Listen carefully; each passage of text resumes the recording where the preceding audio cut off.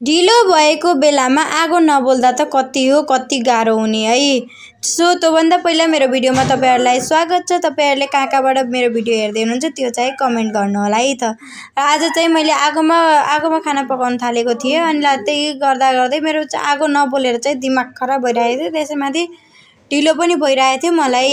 अनि मैले चाहिँ आगो बाल्न धेरै नै कोसिस गर्दा लास्टमा गएर आगो बोलेको थियो। अनि चाहिँ मैले कुकरमा चाहिँ भात पकाउन थालेको थिएँ कि त्यही भएर कुकरमा चाहिँ खरानी लाउन पर्यो नि। अब चुल्हा खाना पकाउनु भएपछि त अनि फेरि म फेरि खरानी लाउन गएँ। खरानी लाउँदा त्यहाँ लगाइरहेको थिएँ।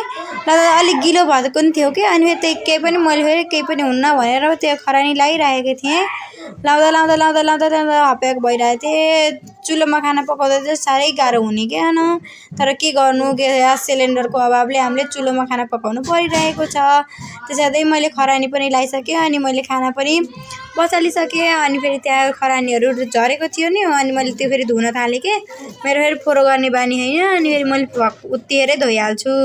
अनि त्यसपछि म सरर आएर चाहिँ मैले त्यहाँ मेरो बुढो चाहिँ त्यति बेला आइसक्नु भएछ। अनि फेरि के पकाउन लागिछौ, के गर्दैछौ भनेर भन्दै हुनुहुन्छ पछाडिबाट चाहिँ। अब खानेकुरा ल्याऊ भन्दै हुनुहुन्छ। अब खानेकुरा त मैले बल्ल पकाउन लाग्यो, भात पकाउन लाग्यो। अनि भात पाके पो दिने हो, नपाइकन त कसरी दिने हो र। त्यही भात पाकिसकेको थियो कि मेरो फेरि। अनि मैले यहाँ फेरि कराई बसालिसकेँ।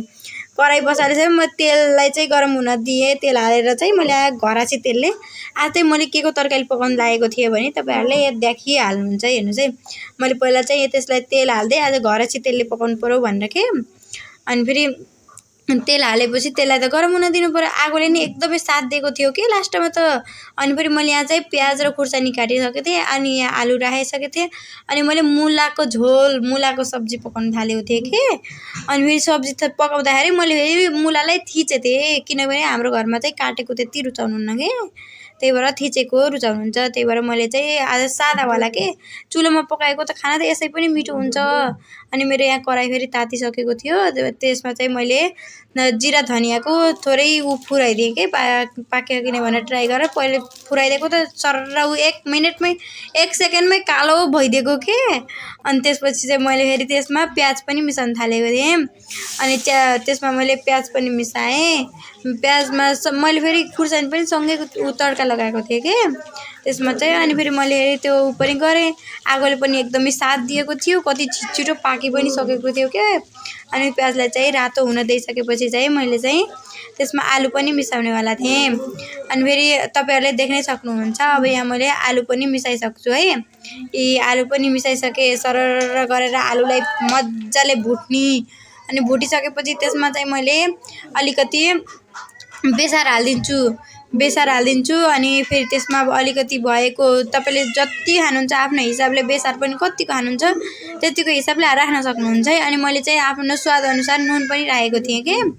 अनि हाम्रोमा चाहिँ अलिक चर्को खाने बानी छ, त्यही भएर मैले 3 चम्चा हालिदिन्छु कि नुन, किनकि झोल धेरै पनि बनाउनु थियो नि। त्यही भएर झोलमा चाहिँ नुन अलिक धेरै लाग्छ कि, त्यही भएर चाहिँ मैले झुलाएँ। अनि फेरि त्यसमा चाहिँ थोरै मैले त्यो जिरा धनियाँको पेस्ट पिसेर राखेको थिएँ कि। अनि त्यो पनि राखेर चाहिँ मैले चाहिँ मिलाइरहेको थिएँ।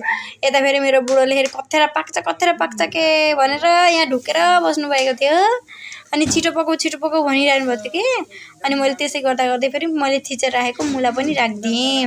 आलुलाई चाहिँ मैले भुटिसकेको थिएँ। अनि यो थिचेर राखेको मुलालाई चाहिँ मैले थोरै गरेर राखेको थिएँ कि, किनभने मैले चाहिँ एउटा हातले मोबाइल छोपेको थिएँ नि त। अनि एउटा हातले मोबाइल छोप्ने, एउटा हातले पकाउने, अनि कति गाह्रो हुन्छ त नि। मेहनतको फल त कहाँ हुन्छ त नि। मेहनत गर्नुपर्छ, फलको आशा चाहिँ नगर्नु होला कि।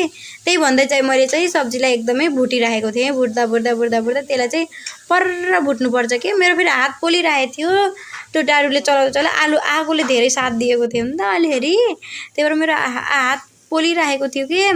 अनि पोल्दा मैले फेरि पोलोस् खाने हो, मिठो बनाउने हो भनेर मैले फेरि त्यसलाई परक भुटेको थिएँ। हेर्नु त मेरो भुट्दाखेरि कति राम्रो खाम जस्तो देखेको छ। हेर्नुहोस् तपाईँहरूलाई के कस्तो लाग्छ। अनि फेरि मैले बुढोलाई फेरि पानी हाल्नको लागि चाहिँ पानी दिनु न भनेर कराएको थिएँ। कति कराउँदाखेरि बल्ल मेरो बुढोले चाहिँ पानी दिनुभयो है। अनि पानी दिनलाई हेर्नु न कसरी हाल्नु भयो, कति राम्रो देखियो क्या यसरी भिडियो बनाउँदाखेरि। अनि फेरि मेरो एउटाले यसरी देब्चीमा एकैचोटि नहाल गेलेनले भनेर देब्चीमा गएर चाहिँ दिनुभयो अनि मैले चाहिँ पानी हालेँ। अनि मैले यसको यो चाहिँ झोल मिठो हुन्छ कि कस्तो तिखर हुन्छ, हजुरहरूले पनि बनाएर ट्राई गर्न सक्नुहुन्छ। मलाई त्यति पकाउनु त आउँदैन कि, तर मैले जस्तो बनाउँछु तपाईँहरूले हेरेर अलिअलि बनाउन सक्नुहुन्छ है। अनि मैले चाहिँ यसलाई चाहिँ ढक्कन लाएर छोप्नेवाला छु है। अनि यसलाई छोपिसकेपछि भलभल थ्याङ्क यू फर वाचिङ।